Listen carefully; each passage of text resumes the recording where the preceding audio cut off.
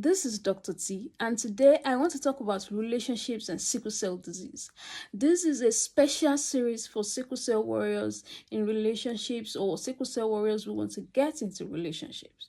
Relationships can be very tricky for people living with sickle cell disease because of the stigmatization that surrounds the disease. Men that marry people living with sickle cell disease are men that are daring, men that are heroic, men that have a mind of their own, men that can be a bit disobedient, men that are a bit stubborn. You will get what I mean by that when I finish with this series. And this series is titled The 10 Types of Men to Run Away From When You Live with Sickle Cell Disease. The number one on my list are the mommy's boys. When you see mommy's boys, run.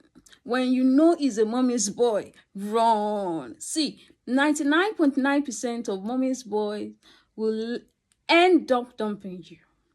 They will end up wasting your time. You know why? Because majority of mothers, almost 100% of mothers, will advise their child against marrying someone with sickle cell disease. It does not necessarily make them wicked, although some of them are just wicked and mean about it. But some of them are just concerned about their child. So most mothers, no matter how good they are, no matter how nice they are, no matter how religious they seem, will advise their son against marrying a sickle cell warrior. When I talk about mommy's boys, I don't mean someone that loves his mother. You are supposed to love your mother. You're supposed to love your father. You're supposed to love your family. That is normal. That doesn't make anyone mommy's boy or daddy's boy. What makes someone a mommy's boy is the inability to be able to make a decision yourself, unless your mommy approves. If your mommy does not approve a decision, you cannot make it. You cannot go against your mother's wishes. That is a typical mommy's boy. So when your mother says, don't marry this person, and I'm telling you, most mothers, 99.9% of mothers in this Nigeria will want their child against marrying someone living with sickle cell disease. So it takes a man that is daring, a man that can say, even if you don't support me, I will go ahead. A man that can be disobedient, a man that has a mind of his own. It takes such men to marry people living with sickle cell disease.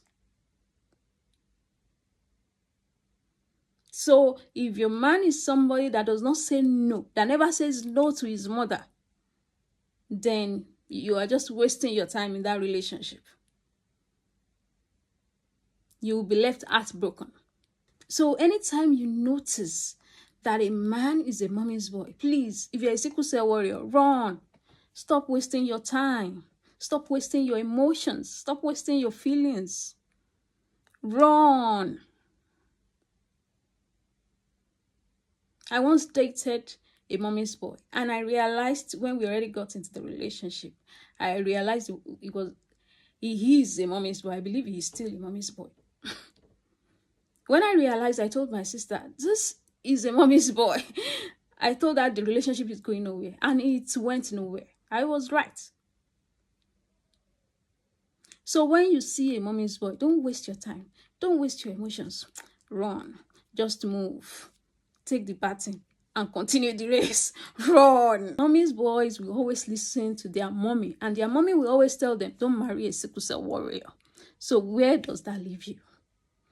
So wait for part 2 of my series, 10 Types of Men to Run Away From. Bye for now.